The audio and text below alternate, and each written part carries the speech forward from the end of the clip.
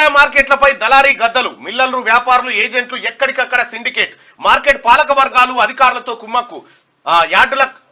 యార్డులకు పంట పోటెత్తగానే రేట్లు డౌన్ చేస్తున్నారు. తప్ప, తాలు, తేమ, డిమాండ్ తగ్గిందనే సాకులు. పంటలేవైనా దళారులు చెప్పిందే రేటు.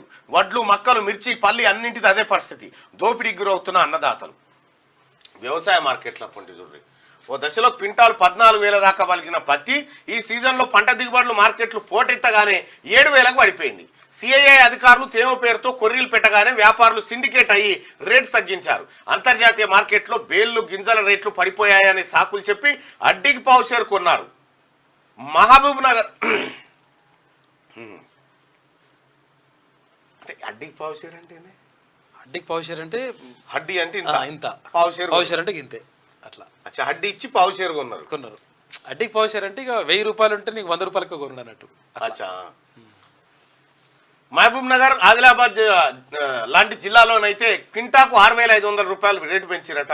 ఇక ఇటీవల వరంగల్లోని ఎనమాముల మార్కెట్కు మిర్చి పోటెత్తింది. ఉదయం కుప్పల దగ్గరికి వచ్చిన వ్యాపారులు చపట రకం మిర్చికి 28,000 జెండా పాట పెట్టి 2-3 కుప్పలు కొని వెళ్ళిపోయారు. ఆ తర్వాత వచ్చిన అర్తిదారులకు కుప్పల చుట్టూ తిరిగి క్వాలిటీ లేదని పెద్ద మిర్చి 14,000కి ఇవ్వాలని అడిగారు. ఒప్పుకోని రైతులు కోల్డ్ స్టోరేజెస్లో దాచుకుందామని వెళ్తే వాటిని వ్యాపారులు అప్పటికే బ్లాక్ చేసి పెట్టుకున్నారట. కోల్డ్ స్టోరేజ్ కూడా బ్లాక్ చేసి పెట్టుకున్నారు. ఎంత డ్రామా చూడు. ఇప్పుడు కూడా రైతన్నకే వస్తుంది గోస. ఇది ఇట్లుండే, ఇది ఒకటి టైప్ అయితే ఇంకొకటి. మిల్లు లేని దళారికి 220 కోట్ల ధాన్యం ఇచ్చిరట. ఆయనకి మిల్లే లేదట. చూసుకోగా ఒడ్లు వాటమని ఇచ్చిరట మన గత సర్కారు. బీఆర్ఎస్ మాజీ ఎమ్మెల్యే అనుచరుడి అక్రమాలు. 10 లక్షల మెట్రిక్ టన్నుల వడ్లు మాయం.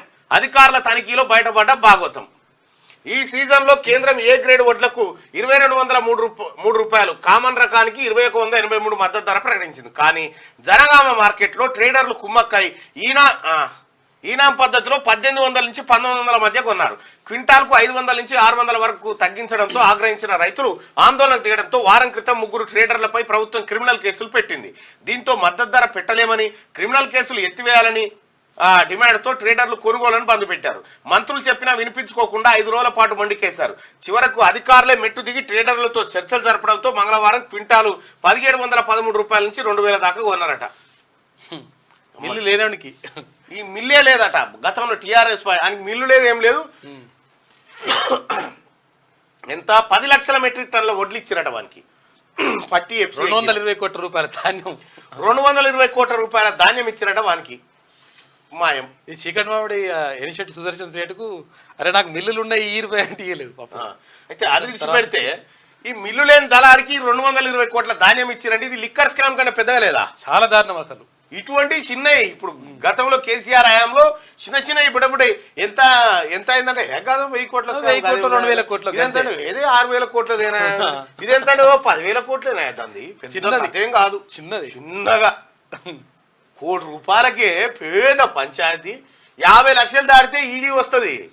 ఈ 220 కోట్ల ధాన్యం అని మిల్లే లేదట వానికి ఇచ్చిరట. చూడు కేసీఆర్, నీ పరిపాలన ఇంత అద్భుతమా గతంలో.